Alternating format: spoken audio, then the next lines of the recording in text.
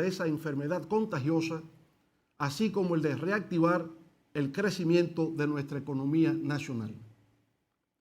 Al ser el COVID una tragedia de carácter global, es evidente que todo lo que acontezca en torno a su propagación y sus consecuencias económicas y sociales repercuten en nuestro país. El principal desafío a nivel mundial para combatir la pandemia fue encontrar una vacuna adecuada. Se logró en tiempo récord, en menos de 8 meses. Normalmente, la elaboración de una vacuna toma tiempo, a veces entre 10 y 15 años, pero los esfuerzos de colaboración entre los miembros de la comunidad científica internacional permitieron obtener ese milagro en tan corto tiempo. En la República Dominicana se contrató la vacuna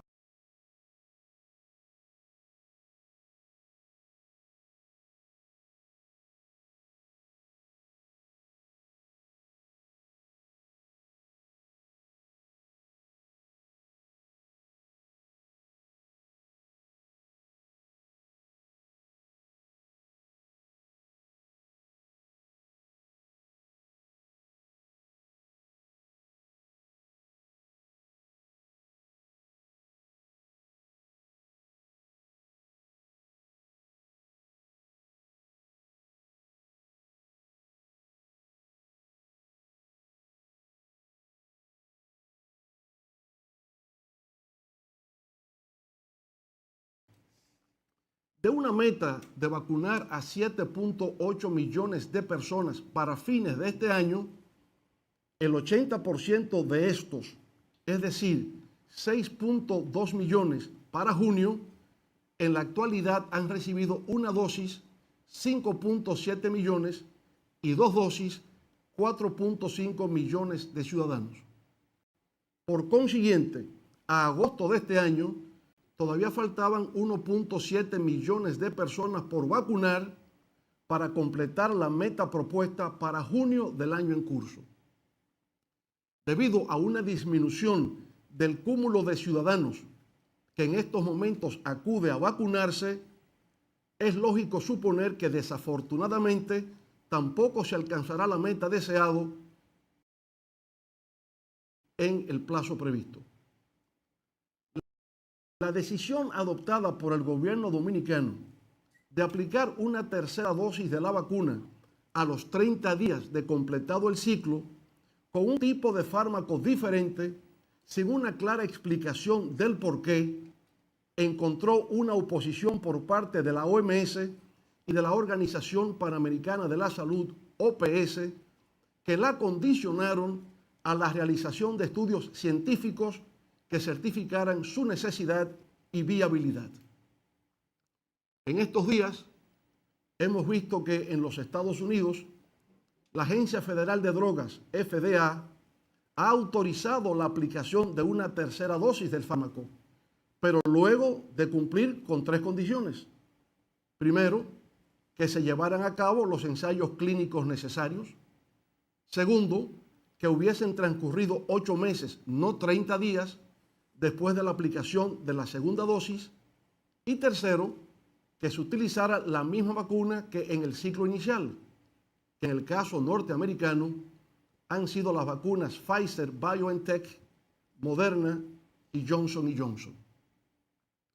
Aparte de lo relacionado con el coronavirus, hay otras áreas del sector salud que no han sido debidamente atendidas por parte de las actuales autoridades. Es lo que ha ocurrido, por ejemplo, con enfermedades crónicas no transmisibles como el cáncer, la hipertensión arterial, la diabetes y la insuficiencia renal, que han traído como consecuencia aumento de morbilidad y de muertes que pudieron haberse evitado. En el área de atención primaria hay un abandono total. Predomina una inadecuada infraestructura y equipamiento, donde a veces falta hasta el agua, así como desabastecimiento de insumos y medicamentos. En los centros hospitalarios a nivel nacional hay una baja capacidad resolutiva, lo cual se refleja en largas listas de espera para consultas especializadas, tardanzas en programación de cirugías selectivas, escasez de pruebas de laboratorios y otros estudios diagnósticos. Más aún, hay una falta de recursos humanos, técnicos y profesionales causada por las indiscriminadas cancelaciones de profesionales y técnicos de alta calificación en el área.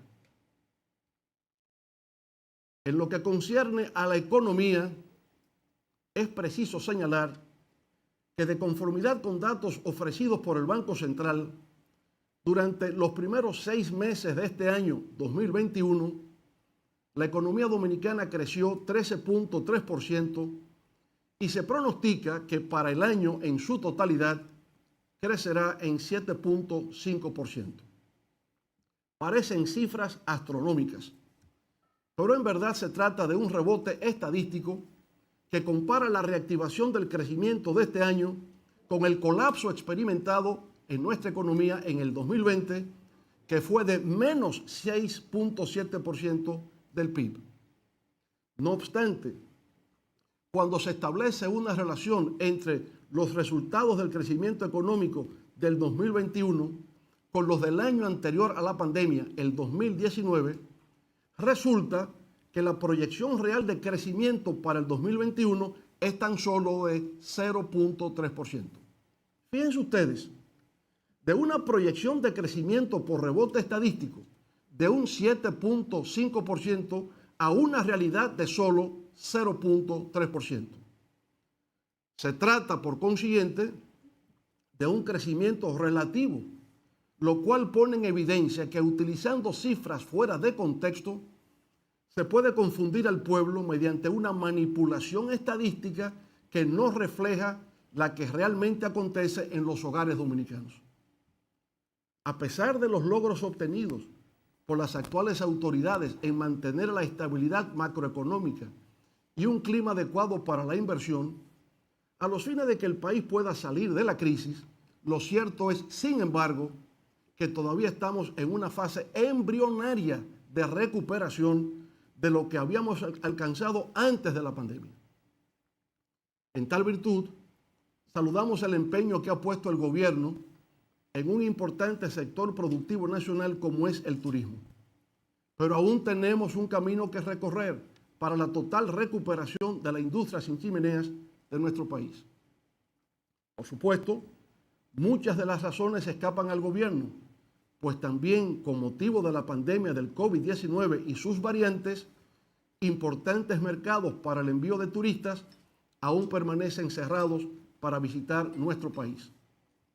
Como consecuencia, todavía tenemos hoteles cerrados en notables polos turísticos que dependen de esos mercados.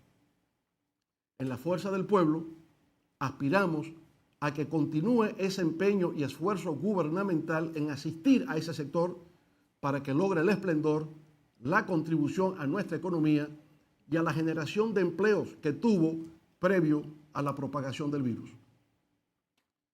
Como parte del proceso de reactivación económica, es importante hacer referencia al papel significativo que han tenido las remesas enviadas por nuestros abnegados compatriotas en el exterior, siempre dispuestos a manifestar su solidaridad, aún en circunstancias adversas para ellos mismos.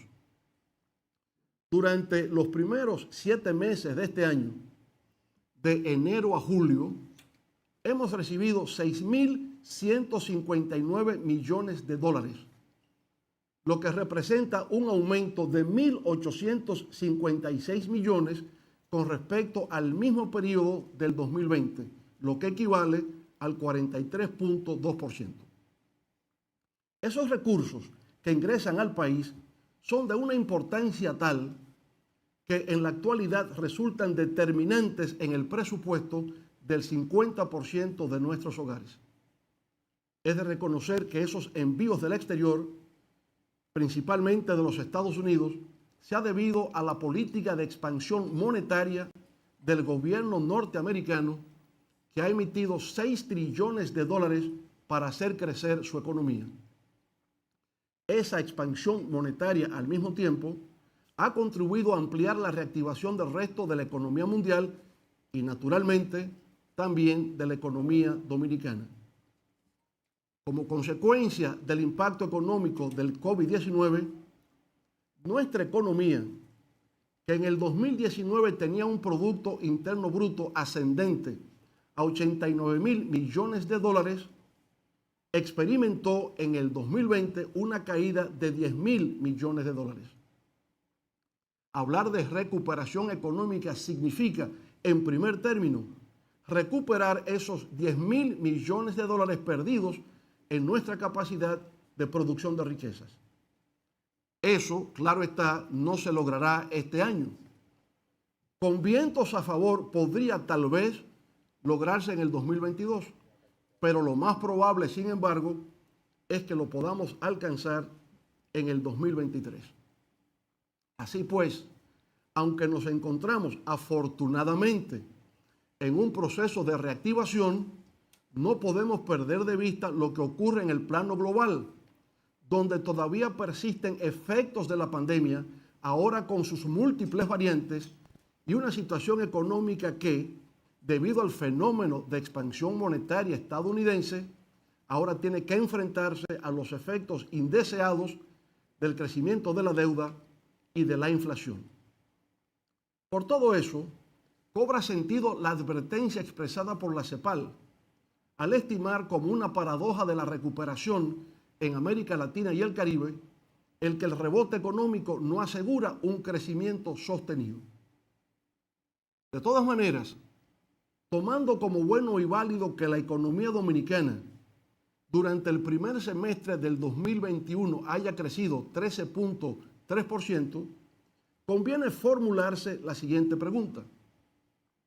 ¿Cuál ha sido el aporte del gobierno desde el punto de vista fiscal para el inicio de esa reactivación económica? La mejor acción que el gobierno puede realizar para promover el crecimiento económico es a través de la inversión pública. Resulta, no obstante, que durante los primeros 7 meses de este año, el gobierno, de un total de gastos de 468.342 millones de pesos, solo ha destinado 30.552 millones a gastos de capital, es decir, infraestructura, compra de maquinarias, equipos, vehículos, etcétera, equivalente a un pírrico 6.5% del gasto total. Eso es importante porque el gobierno, conforme al presupuesto de este año de 959.093 millones de pesos, el más alto de la historia económica dominicana, está legalmente autorizado a invertir en gastos de capital 132.365 millones, razón por la cual podemos afirmar que su contribución al inicio de la reactivación económica no ha sido en proporción a la que ha debido ser. Para enfrentar los estragos económicos generados por el COVID-19, el gobierno dominicano, al igual que otros gobiernos, se vio obligado a incrementar el gasto. Tuvo que hacerlo, sin embargo, en unas circunstancias en que disminuían los ingresos fiscales. A falta de una cooperación de la comunidad internacional, el gobierno tuvo que recurrir al endeudamiento. No había otra salida. No obstante, lo que resulta preocupante es la dimensión en que ha tenido lugar. El nivel total de la deuda de los sectores públicos, financiero y no financiero, se ha disparado de forma significativa, situándose en el más alto de la historia económica nacional. Con un crecimiento de 18.7 puntos porcentuales durante la pandemia, es el de mayor registro de América Latina y el segundo más alto en crecimiento del mundo. Y eso, naturalmente, hace levantar las cejas y mirar con preocupación. Esa legítima preocupación se debe a que esos niveles de endeudamiento, como acertadamente nueva vez afirma la CEPAL, reducen el espacio fiscal, ponen en peligro la recuperación y limitan el crecimiento futuro. En junio del 2020, la deuda pública dominicana era de 46.700 millones de dólares, igual al 59.2% del PIB. A junio de este año era de más de 59.700 millones de dólares, equivalente al 68% del PIB. Esto es 13.000 millones más que en junio del año pasado. Para que tengamos una idea de la magnitud de lo que estamos hablando, en 8 años, del 2004 al 2012, durante los 2 periodos consecutivos que me correspondió el honor de dirigir los destinos nacionales, el gobierno dominicano, a pesar de haber enfrentado 3 crisis, la bancaria interna, la crisis financiera global y el alza de los precios de los commodities, incrementó la deuda en solo 1.800 millones de dólares por año. Increíble, pero así es. Durante esos 8 años de nuestros gobiernos, la deuda incluso disminuyó, pasando de un 46.9% del PIB a un 41.3%. Señoras y señores, en los círculos oficiales se afirma que durante el primer año de gestión del actual gobierno se han recuperado 714.551 empleos de la prepandemia. Sin embargo, la encuesta continua de la Fuerza de Trabajo establece que la pérdida total de empleos durante la pandemia fue de 470.000 puestos de trabajo. Por consiguiente, es imposible que se hayan recuperado 714.551 puestos de trabajo si en realidad solo se perdieron alrededor de 470.000. Si se hubiera recuperado esa cantidad de empleos, eso significa que el actual gobierno ya habría recuperado el 100% de los empleos perdidos en la pandemia y además habría creado 245.056 adicionales. Naturalmente, eso es imposible, debido a que aún en los mejores tiempos de crecimiento económico nunca se han creado más de 120.000 empleos por año. La verdad es que la pérdida de empleos provocada por el COVID-19 todavía no ha logrado recuperarse y hacen falta alrededor de 192.500 puestos de trabajo para lograrlo. Y a pesar de los programas de asistencia social, Quédate en Casa, FASE y PATI, los cuales fueron extendidos hasta diciembre del 2020, la pobreza aumentó en nuestro país. En términos absolutos, esto implicó que 268.515 dominicanos descendieran a niveles de pobreza general, incrementándose de igual manera la indigencia o pobreza extrema. Pero a nivel general, lo que nuestro partido, Fuerza del Pueblo, ha observado que suscita mayores niveles de angustia, ansiedad y frustración en la población dominicana es el alza de los precios de la canasta familiar. Un ejemplo es lo que ha ocurrido con los precios del pollo, un producto de primera necesidad, fundamental en la dieta diaria de nuestro pueblo, que junto al arroz ocupa los primeros lugares en términos del gasto alimenticio de las familias dominicanas. Aunque se asocia el alza del precio del pollo a la fiebre porcina, la verdad es que desde fines del 2020 y durante los primeros 7 meses de este año, el aumento en su precio ha sido una constante. Se han hecho reuniones entre autoridades, productores, dueños de supermercados y vendedores para buscarle una salida a un tema que resulta agobiante para la población y no se ha logrado. Ha habido un fracaso en solucionar el incremento de los precios del pollo, pero de igual manera con otros productos, como el arroz, el aceite y las habichuelas. Tampoco se ha logrado mejorar la situación con los limones, las naranjas y los aguacates, y ni siquiera con el arenque o el bacalao. Personalmente, he consultado a algunos vendedores de pollo, quienes me han hecho saber que el precio varía de un día para otro, así como de un lugar a otro, pero en ningún caso baja de 75 pesos la libra. Más bien oscila entre 85 y 90 pesos y hay algunos puestos de venta en el Distrito Nacional donde ha llegado hasta a 100 pesos la libra. De acuerdo con las cifras del Banco Central, la inflación acumulada en el renglón de alimentos y bebidas no alcohólicas desde agosto del 2020 hasta julio del 2021 asciende en general a 9.84%. Pero hay productos alimenticios donde las alzas superan el 30%, el 40% y hasta el 60%. El huevo se incrementó al pasar de 179 pesos a 231 pesos el cartón de 30 unidades. La carne de res, que costaba 111 pesos la libra, ahora se encuentra a 152 pesos. El aceite de soya subió de 380 pesos a 626 pesos el envase de 128 onzas. Y las sopitas se incrementaron de 38 a 57 pesos la cajita de 7 unidades. El gobierno dominicano ha pretendido atribuir las alzas de los alimentos al incremento de los precios internacionales de los insumos y materias primas utilizadas en la producción, como los fertilizantes, los granos básicos y el petróleo. Sin embargo, esos mismos factores internacionales están presionando hacia el alza de los precios de los alimentos a todos los demás países de América Latina, con la diferencia de que la mayor parte de esos países muestran en los últimos 12 meses una inflación alimentaria moderada.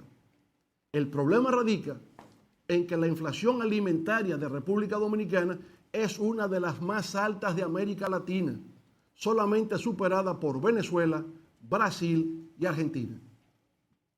El incremento de los precios de los alimentos, unido a la pérdida de empleos e ingresos económicos que ha sufrido el pueblo dominicano como resultado de la COVID-19, sugiere la posibilidad de que el país experimente un aumento del hambre y la subalimentación, lo que representaría a su vez un retroceso en términos de seguridad y soberanía alimentaria. Por supuesto, no podemos permitir que eso ocurra y la fuerza del pueblo trabajará de manera infatigable para impedir que una situación semejante pueda enseñorearse sobre el territorio de la República Dominicana. Distinguidos amigos, el actual gobierno dominicano ha manifestado un particular interés en lo relativo a la transparencia, a la rendición de cuentas y a la lucha contra la corrupción y la impunidad. Debemos reconocer que el gobierno ha sido enérgico e insistente en tratar de cumplir con sus objetivos de fortalecimiento del Estado de Derecho en nuestro país. No obstante, es preciso indicar que ese objetivo no se ha iniciado con la actual gestión gubernamental. Desde el 1996, durante nuestra primera gestión de gobierno, se puso en ejecución un plan integral orientado hacia la reforma y modernización del Estado dominicano. Se creó la Comisión Nacional de Reforma del Estado, CONARE, la Comisión Presidencial de Reforma de la Justicia y una comisión de 15 juristas para la modificación de los códigos legales. Se aprobaron la Ley Orgánica de Presupuesto para el Sector Público, la Ley de Crédito Público, la Ley de Tesorería Nacional, la Ley de Planificación e Inversión Pública, la Ley de Compras y Contrataciones de Bienes, Servicios y Obras Públicas, la ley que crea el Sistema Integrado de Administración Financiera del Estado, la ley que instituye el Sistema Nacional de Control Interno y de la Contraloría General de la República, la Ley Orgánica de Administración Pública, la Ley sobre Función Pública y la ley que crea la Estrategia Nacional de Desarrollo 2030. Durante nuestra gestión de gobierno, se crearon la Dirección Nacional de Persecución de la Corrupción Administrativa, antecesora de la actual PEPCA, el Sistema de Declaración Jurada de Bienes, la Comisión de Ética Pública y Combate a la Corrupción y las comisiones de auditoría social. Con la proclamación de la Constitución del 2010, se dio origen al surgimiento de nuevas instituciones que actualmente juegan un rol estelar en nuestro sistema democrático, como son el Tribunal Constitucional, el Consejo del Poder Judicial, el Consejo Superior del Ministerio Público, el Tribunal Superior Electoral, el Tribunal Superior Administrativo y el Defensor del Pueblo.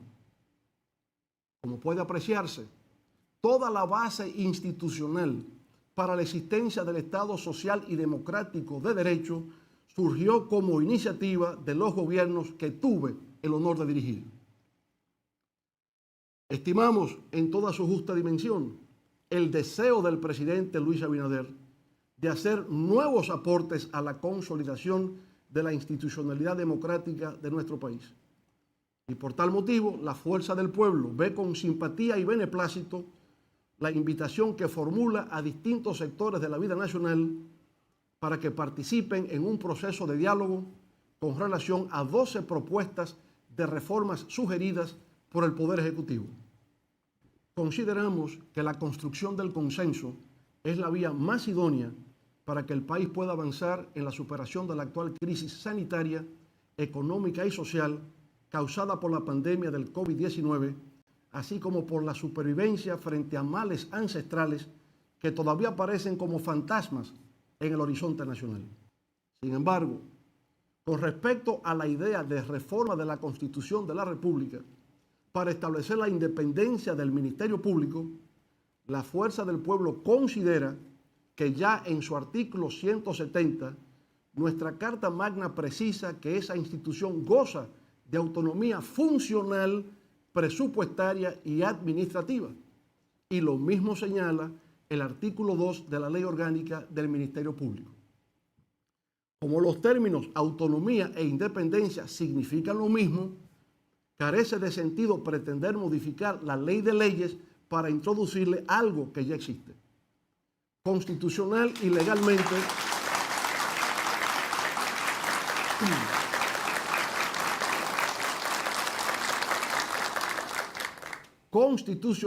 legalmente, el Ministerio Público en la República Dominicana es independiente. Frente a todos los grandes desafíos históricos, nuestro pueblo siempre ha salido airoso. Lo referente a la pandemia del COVID-19 y sus secuelas económicas y sociales no serán una excepción. Sin embargo, frente a cualquier crisis hay que procurar ser moderado y cauteloso. Se requiere establecer un balance entre el optimismo de la voluntad y el realismo de la razón.